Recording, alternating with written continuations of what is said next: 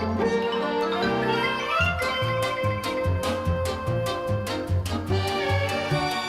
everybody, it's Chris Eads, known online as Wootini, here with another Gay Gamer video podcast. As promised, this week I am finally talking about Tokyo Mirage Sessions. FE. I don't know, is it hashtag FE or is it the musical sharp FE? I don't know. Doesn't matter, because everybody just calls it Tokyo Mirage Sessions. So anyway, a little recap for those of you who didn't catch it from the previous episodes where I mentioned it. A friend of mine lent me Tokyo Mirage Sessions so that I could play it because he loved it. And I mean, I know everybody else loved it. Like, the reviews have been glowing. But having tried a couple Persona games recently, I did try the very first Persona game way back on the PlayStation 1, because I was like, ooh, this sounds really good, a first-person RPG, this would be really cool. I hated it. I hated it so much. I don't even think I played it for more than a few hours, and I was just like, oh. I probably should have returned it to get my money back, but I didn't, because I always think, well, I'll give it another shot. Never gave it another shot. And in fact, I still have it somewhere in a box, and I think it's worth like a couple $100, so I could sell it for more than I would have gotten my money back for in the day. But I did try Persona 4 and 5, because they were on the Vita, and I just was, like, I would get, oh no, I'm sorry, not 4 and 5, 5's not out yet, never mind me, 3 and 4. I tried, actually 3 might have been on my PSP, now that I think about it. But I tried Persona 3 and eventually just petered out and lost interest. And then the same thing happened with Persona 4. Everybody raved about Persona 4.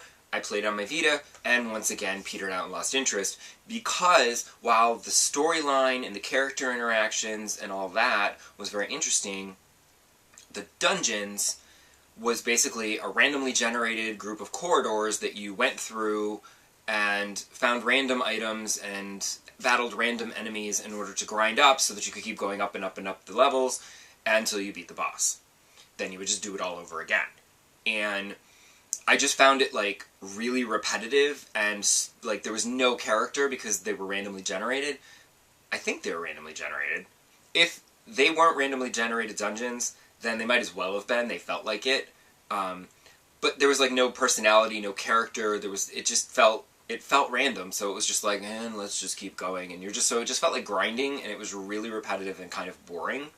So, it's like just trying to grind through the dungeons so that you could get back to this interesting story.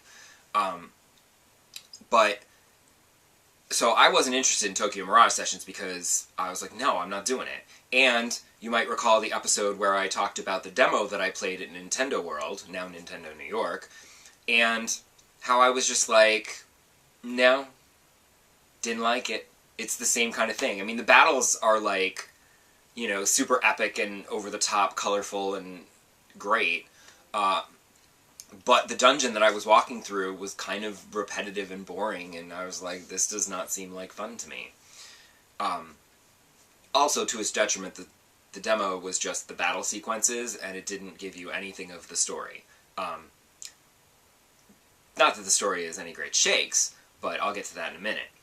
So anyway, he finished it, like, just before Christmas, and he was like, listen, I'm going to lend it to you, and you can try it, and you'll see for yourself how great it is. And I have to admit, now, I'm still not, I played the prologue, and I'm in the middle of Chapter 1,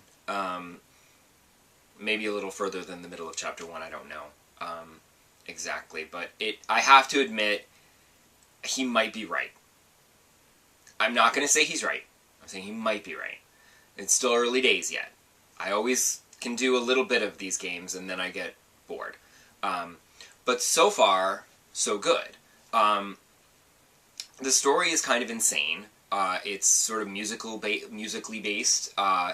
There's these evil beings called mirages, and they steal something called performa from the people of Earth, and these pop idols are actually secret mystical warriors who fight back against the enemies and save the world. And you're playing as a group of young teenagers who are fighting back against these enemies, but at the same time also learning to be pop idols, I guess. Like I said, it's early days. I don't know if they become pop idols. I hope there's some more musical numbers. There's been a couple already, but I want more musical numbers. They're fun. Basically, you battle. You travel to this other dimension, do battles, come back to Earth, and advance the story. And I will say, the prologue had me worried, because the prologue was all basically like a spread out, like running along these pathways and running into the random enemies and then fighting a battle and then done. And I was like, ooh. But the chapter 1, the dungeon takes place in like a skyscraper. I mean, the dark version of a skyscraper, because you go into the alternate dimension. So it's like the alternate version of this skyscraper. So everything's very condensed and you're going up. And it's visually interesting. Like there's like shops and things that look like shops and whatever. So it's a little more visually interesting and it's not all spread out. So you're not just like running down corridors. I mean, I know that's coming because I played it in the demo. But here in chapter 1, this building, it's not only condensed so you're not running down endless corridors that are really boring and ugly looking, but there's also like some minor puzzles in order to figure out, you know, okay, if I flip this switch, it'll do this, and then I can go up into the next level, and, you know, working out the puzzles. They're not complicated, but it's at least something. It might get more complicated as the level, as in later dungeons, but right now, it's totally doable, and it's not, like, difficult, but it's nice to have that just to break up the monotony of running down corridors and fighting enemies. I also like that in Tokyo Mirage Sessions, when the enemies are coming at you, you can swing your sword and you can kind of knock them down to their knees, at which point you can attack them and get an advantage in battle, like you start first. Or you can just avoid them entirely and run off. So that's like super helpful. I'm trying not to avoid too many battles. I have avoided one where I was just like, you know what, I'm just going to knock you down and run up here because I just want to get to the next level. I'm trying not to avoid too many battles just because I know that I need to grind in order to get my levels up. Because, like, you're going to need that for the boss. But on the plus side, I did notice at the beginning when I selected normal difficulty, it did say that at any point you could go into the menu and change the difficulty. So if at some point I get to a boss that's like stupid hard, I can drop it down to easy and then maybe I could get past it. That's always nice to know. And then I can pop it back up again if I'm still in the middle of the game and try doing normal again. Because I feel like easy is going to be like really easy, and I want at least a little bit of a challenge. Like I want to try. I don't want to just like cakewalk through it. But the battles are just over-the-top, crazy, colorful spectacle, which is kind of fun and entertaining. And I actually like the sessions aspect to it. If you attack an enemy with a special attack and they are weak to that particular attack, your other two teammates, or one or both, depending on what skills they have, will jump in to give them an extra hit after you do. And that can be really, you know, so that adds a little strategy to just, you're not just like attacking. You have to be like, well, with this character I can't attack with the sword because they're resistant to the sword, but I can use a fire attack because they're weak to fire. And if you use a fire attack that they're weak to, then somebody else will jump in, get a little extra hit, and it, you know, speeds it along. So that's kind of fun, and that adds a little strategy to it that I like. But so far, that's not been too repetitive and boring. The story, on the other hand, is like I said, it's sort of like, meh. Like, it's a weird story. The characters are okay. Like, it's just not a compelling story. Like, I'm not playing this game to see how the story turns out. It's not one of those games. this is a game where you're playing because it's fun to play, and you like doing the battles, and you want to see what's next. The story hasn't, like, grabbed me or anything where I'm like, oh, I can't wait to see what happens. I hope she gets her sister back, you know. I will say that it's extremely Japanese, because, like, the lead guy, Itsuki, is so blandly cute and you know, non-offensive. And then you have Tsubasa, who is your female lead, and she is a 16-year-old girl who wants to be a pop idol, but she has boobs bigger than her head, which is kind of ridiculous. I could not believe, I think it was at the end of the prologue, when, I forget her name now, I want to say something like Marion, but that would be weird because it's Japanese. She shows up, and she's like the boss of, like, the president of the record company that manages all the idols who are secret mystical warriors. And she shows up, and she's got on, like, the tightest blouse. You can tell she's supposed to be smart because she's wearing glasses, but she's still wearing a blouse that she's, like, popping out of, and they actually animate as she's, like, talking, like, they're animating these heaving bosoms, and I'm just like, really? Is that necessary? Because it's not, you know? Like, when, what is his name, Barry, I think it's Barry, when Barry's talking to you and trying to coach you through your idol rehearsals, you know, he's not, like, heaving bosoms and, like, or heaving crotch or anything like that. That's not cool. Although I wouldn't mind that because he's kind of hot in a weird way.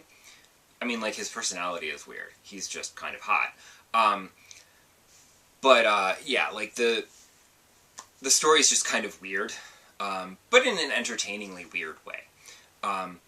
Oh, and I forgot to mention, the other aspect is, there's this place where you, like, it's sort of interesting because you have to leave the idol sphere to come back to the real world in order to, like, you know, buy more items and upgrade your equipment and upgrade your powers. But it just seems weird to me, like normally in an RPG, you go to a new town, you go to the shop, and you upgrade all your armor and your weapons and do what you can, and then talk to the people in the town to find out what you're supposed to do next, and then go do it, because now you have the new equipment in order to proceed. Here, you're, like, in the middle, and then it's like, you know, okay, now you can go and upgrade this, and now you can build this new weapon, and it's like, okay, because you go back to the real world, and in the back door of the record company offices is this, like, magical little space where there's a little fairy who helps you to create new, stronger weapons, or create new powers that you can use for each character. And it sort of feels like busy work, you know? Like, can't I just get a new weapon? Like, to have to go back, all the way back there, and then, like, you've collected the items you need to make this weapon, and they let you know that you can make this weapon because you get text messages on the Wii U gamepad. I actually mostly use it for the map, but then you get these text messages, so it's like, okay, fine. Sometimes they're helpful. Mostly they're just whatever. But sometimes it'll be like, hey, you can make a new weapon for this character, and it's like, okay, great, because once you've used a weapon to its extreme, you don't get any more bonuses. You don't get any new powers. So you have to upgrade to the next weapon so that you can then learn its powers and add those to the character. And then once you've maxed it out, you have to move to the next weapon and hope that you have the items to make that weapon. But making the weapon, it just feels like busy work because you have to go all the way back. You have to be like, okay, now I want to tell the ferryman to be like, okay, I want to make that weapon. And then you have to watch this whole frickin' animation where they make the weapon or where they, you know, make a new power. And it's just like, I got better things to do. I have a world to save. I don't have time to be sitting here watching these animations, as pretty as they are. But it's not terrible, I have to admit. Like I said, I haven't even finished the first chapter, and my friend said, at least get to the end of chapter 1. So, I've promised that I will get to the end of chapter 1. I haven't been playing it a lot because the last couple weeks have been like I mentioned last week, things have been like super stressful, so when I come home from work, I either just want to veg, or I'll veg with some No Man's Sky because it's like, you know, I can zen out. But I don't want to play Tokyo Mirage Sessions because then I've got to pay attention and read. There's a lot of reading. Because there is a lot of story, and sometimes there's long stretches where you're just like, A, and working your way through the story. And then finally there's battles. But so far I don't hate it, and I think I'll keep playing it. We'll see how long I last before I eventually just... maybe I'll actually finish it. Who knows? It could happen. It could happen. I do feel like I will eventually just get bored and frustrated and be like, nah, I don't really care anymore, and I'll give it back. Meanwhile, I lent him Until Dawn, and he played through that in just a few days, and like played through it multiple times to get all the get all the trophies. Now he's platinumed it out, so good for him. I never went back to do that, even though I know I could have. I haven't platinumed a game ever, though I am one trophy away from platinuming No Man's Sky, so that will happen eventually. So I'm going to shut up now because I feel like I've gone on way too long this week, and I will see you all back here next week, and I'll talk about something else. Bye!